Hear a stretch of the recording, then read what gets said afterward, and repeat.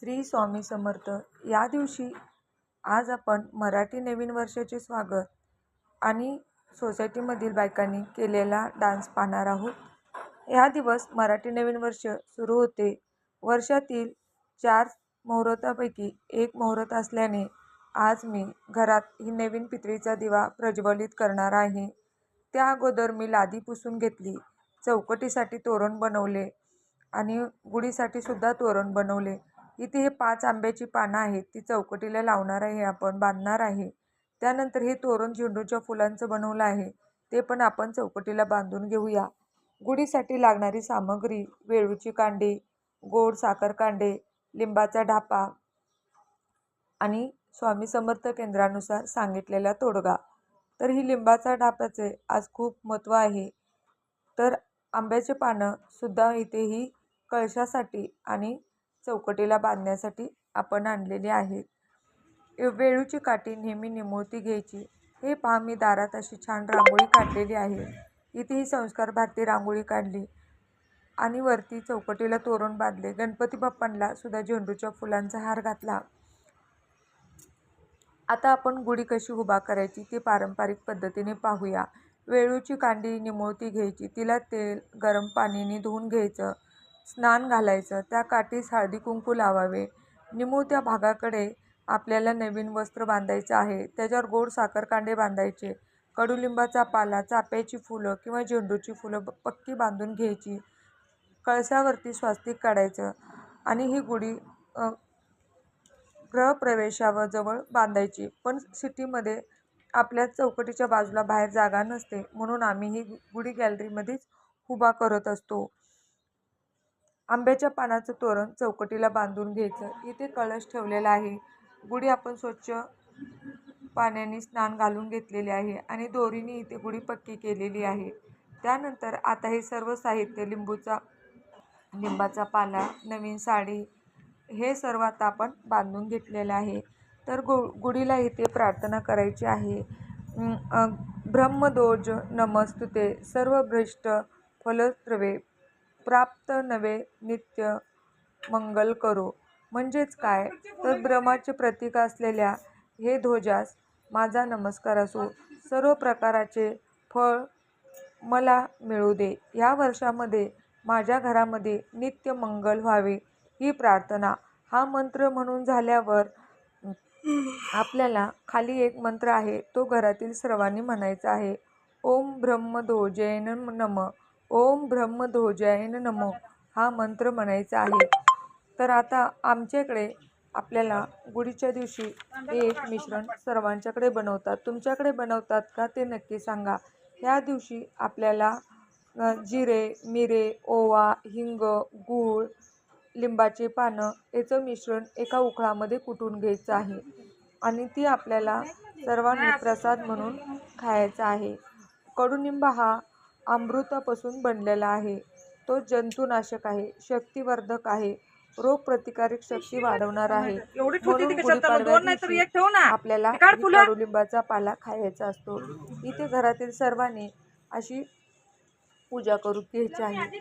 गुढीच्या बाजूला छान अशी रांगोळी काढायची आहे आणि सर्वांनी गुढीला नमस्कार करायचा आहे.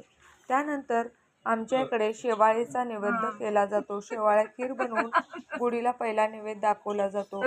गुढी उभा केल्या केल्या गूळ आणि खोबऱ्याची वाटी ठेवतात. त्यानंतर शेवाळ्याचा नैवेद्य दाखवला जातो. पण नंतर पुरणपोळ्याचं जेवण नैवेद्यासाठी केलं जातं. तर इथे आता आमची पूजा झालेली आहे. आम्ही सर्वांनी देवाला प्रार्थना केलेली आहे. इथे हा कडुलिंबाचा प्रसाद सुद्धा ठेवलेला आहे. सर्व कडू आठवणी निघून जाऊ द्या आणि नवीन आयुष्यात नवीन सुरुवाती करण्यास आजपासून सुरुवात करतात. या मुहूर्तावरती लोक नवीन गाडी, घर, नवीन एखादा बिझनेस सुरू करतात. लोक दागिने सुद्धा खरेदी करतात. तर इथे आपण हे सर्व आता प्रार्थना सगळ्यांनी इथे बसून करायची आहे. इथे हा नवीन दिवा पितळेचा, जी वस्तू तुम्ही नवीन घेतली आहे त्याची आज पूजा केली जाते. इथे मी ही दिवा लावून ठेवलेला आहे. तुम्ही नवीन पुस्तक घेतलेलं आहे मी देवांचं, ते सुद्धा इथे मी पूजा केलेली आहे. इथे माझी शेवाळ्याची खीर बनवून तयार आहे. मी आता आपल्या देवाला प्रसाद दाखवते आणि नंतर गुढीला. तरी ती साधी सोधी आपली ही पूजा झालेली आहे. देवाला नैवेद्य दाखवताना भरीव असा मंडल करायचा आणि त्यामध्ये ही नैवेद्याचा प्रसाद खीर म्हणून ठेवायचा. कालचा मी इथे एक सफरचंद देवाला ठेवलं होतं ते आपण काढायचं आहे. इथे आपल्याला देवाला नैवेद्य वाहताना त्यावरती तुळशीचं पान ठेवायचं आहे आणि प्रार्थना करायची आहे. येणारे नवीन वर्ष घरातील सर्वांना सुख समृद्धी आनंद देऊ. आता आपण पुढे गुढीला सुद्धा नैवेद्य दाखवायचा आहे. आज आमच्या सोसायटीमध्ये खास 8 ते 15 दिवस बायका ह्या डान्स करत होत्या गुढीपाडव्याच्या नवीन वर्षाच्या स्वागताचा. तो कार्यक्रम संध्याकाळी आहे कारण खूप ऊन आहे आणि उन्हामध्ये डान्स करून दमायला होतं. बघा, सकाळी 9 वाजताच मी इथे गुढीला नैवेद्य दाखवला आहे. गुढी नेहमी हे 9च्या 11च्या आतमध्ये उभा करायची सकाळी. हे पहा, या पद्धतीने मी 3 पट्ट्याची अशी रांगोळीसुद्धा साधी काढून घेतलेली आहे. आता आपण शेवाळ्याचा खीर दाखवल्यानंतर आपण सुद्धा तोच प्रसाद ग्रहण करायचा आहे. आता इथेही मी पुरी भाजी, श्रीखंड, चवळीची छोलेची भाजी, पनीर बनवलेलं आहे आणि 2 छोट्या पोळ्या नैवेद्यासाठी पुरणपोळ्या बनवलेल्या आहेत. हे पहा, खाली इथे ठेवलेले आहेत कारण पुरणपोळ्या ही पारंपरिक पद्धतीनेच बनवल्या जातात आमच्याकडे वर्षानुवर्ष आणि मुलांना पुरणपोळी जास्त आवडत नाही म्हणून त्यांच्यासाठी पुरी भाजी, कुरडई असा हा महानैवेद्य मी केलेला मासे जे म्हटल्यानंतर आपले कोळी बांधव आपल्याला आठवतात, तर त्यांना एक ट्रिब्यूट होऊन जाऊ दे आपल्याकडनं, कारण आपण कधीच त्यांना आठवण करत नाही. पण त्यांच्यामुळे आज भरपूर जणांचा उदरनिर्वाह चालू राहतो आणि आपला जीव जोखीममध्ये टाकून पण ते उन्हापाण्याचे, पावसाचे समुद्रामध्ये जाऊन मासेमारी हा धंदा करतात.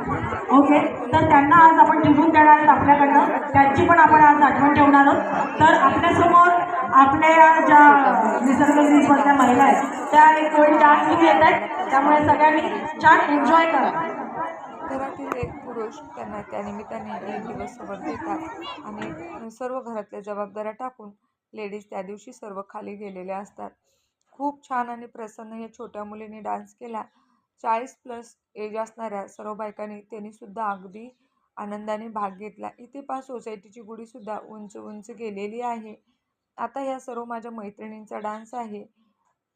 त्यांनीसुद्धा खूप छान डान्स केलेला आहे. ह्या मुलींचा डान्स पाहून असं आपलं पूर्वीचं बालपण आठवतं. पण खरं सांगू का, मला बालपणी कधी डान्स करूच दिला नाही.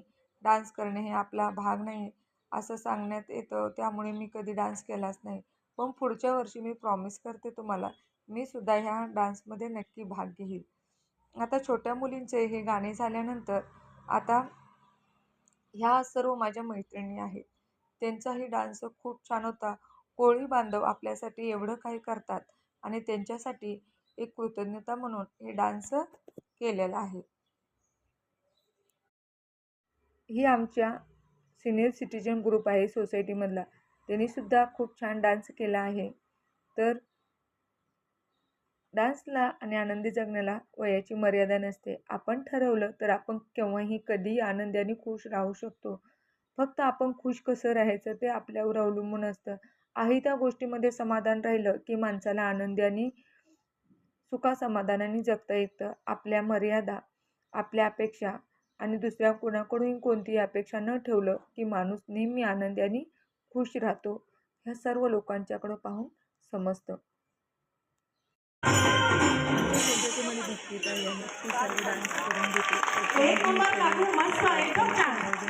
आम्ही घेतलेलं आहे.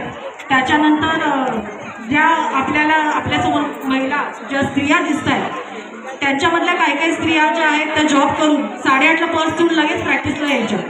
म्हणजे घरात फक्त पर्स ठेवायच्या, धावत पडत त्या प्रॅक्टिसला यायच्या. त्यांनी कसं मॅनेज केलं आणि घरातल्या ज्या गृहिणी आहेत त्यांनी पण इतकी तारेवरची कसरत त्यांची झालेली आहे. जे घरामधले आमचे पुरुष, आमचे दादा सगळे आहेत त्यांनी पण त्यांना पाठवलं. त्यांनी सांगितलं, काय तर सांगितलं की तू जा, आम्ही बघतो, पण तू जाऊन पहिले पाठ घे, नुसतं घरात राहून काय होणार नाही. त्यामुळे जरा तुम्ही पण जरा बाहेर पडा, सगळ्यांनी बाहेर पडा आणि भाग घेत जा, ही माझी सगळ्यांना विनंती आहे. आणि असंच आपले प्रत्येक कार्यक्रम पण जोरात आपण सेलिब्रेट केला पाहिजे असं मला वाटतं. ओके, त्यामुळे मनात काही